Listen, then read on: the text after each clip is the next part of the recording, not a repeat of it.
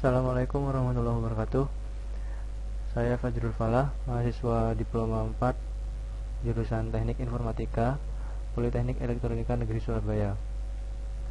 Pada kesempatan kali ini saya akan menjelaskan tentang materi basis data dengan judul ERD atau Entity Relational Diagram. Next. Tujuannya dari materi ini adalah yang pertama, memahami konsep dasar ER model. Yang kedua, memahami entity, atribut, entity set, dan key. Key sendiri dibagi dua, yaitu primary key dan foreign key. Yang ketiga, memahami relasi dan himpunan relasi. Yang keempat adalah memahami rasio kardinalitas. Terdiri dari one to one, one to many, dan many to many, dan participation constraint atau total dan partial. Yang kelima adalah mengenal notasi ER diagram. Apa saja yang kita bahas? Yang pertama adalah ER data model. ERD atau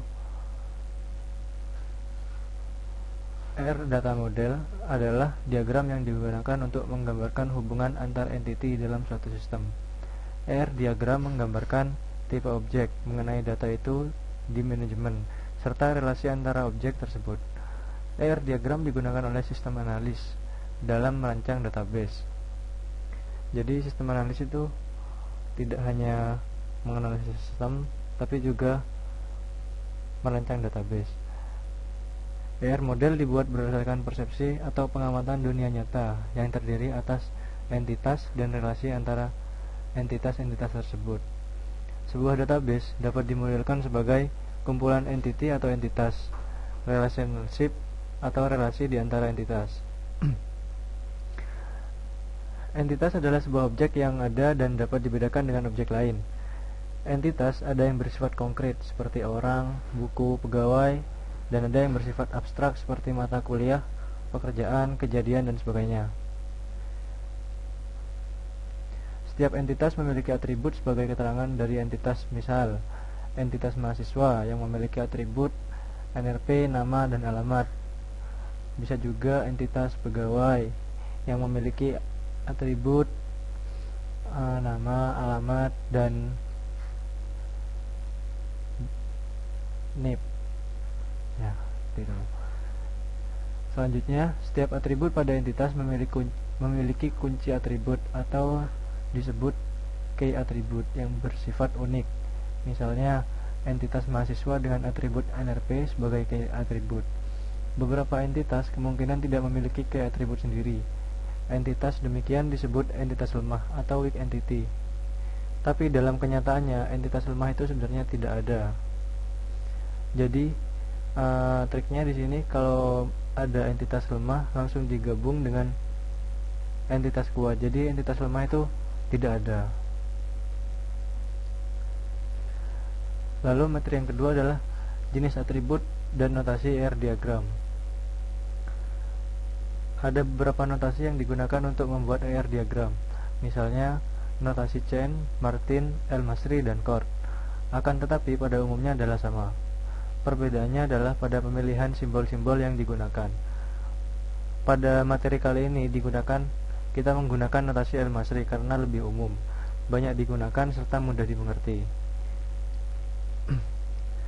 Yang berikut ini adalah simbol-simbol dari notasi El-Masri. Yang pertama adalah ini entity type, yang kedua relationship type, yang ketiga atribut, dan yang keempat ini adalah key atribut. Sebenarnya masih ada simbol lain dari notasi El-Masri ini, tetapi yang lain itu tidak dipakai. Kita hanya memakai 4 ini. Entitas lemah adalah entitas yang keberadaannya sangat bergantung dengan entitas lain. Entitas lemah tidak memiliki key atribut sendiri. Entitas lemah adalah entitas tempat bergantung Entitas tempat bergantung disebut identifying owner. Entitas lemah tidak memiliki identifiernya sendiri. Atribut entitas lemah berperan sebagai partial identifier atau identifier yang berfungsi secara sebagian. Pembahasan yang ketiga adalah relasi dan rasio kardinalitas. Relasi dan rasio kardinalitas adalah hubungan antar entitas. Relasi dapat memiliki atribut di mana terjadi adanya transaksi yang menghasilkan suatu nilai tertentu. Derajat relasi adalah jumlah entitas yang berpartisipasi dalam suatu relasi. Derajat relasi dapat berupa unary relationship atau relasi berderajat 1, binary relationship atau relasi berderajat 2, dan ternary relationship atau relasi berderajat 3. Unary relationship adalah relasi di mana entitas yang terlibat hanya ada satu. Sering juga disebut relasi rekursif atau recursive relationship. Yang kedua adalah binary relationship, disebut juga relasi biner. Adalah relasi yang melibatkan dua entitas. Yang ketiga, ternary relationship adalah relasi tunggal yang menghubungkan tiga entitas berbeda. Kemudian ada rasio kardinalitas. Dalam relasi binari antar dua entitas terdapat beberapa kemungkinan. Yang pertama, one to one, one to many, dan many to many. Demikian materi dari saya. Terima kasih.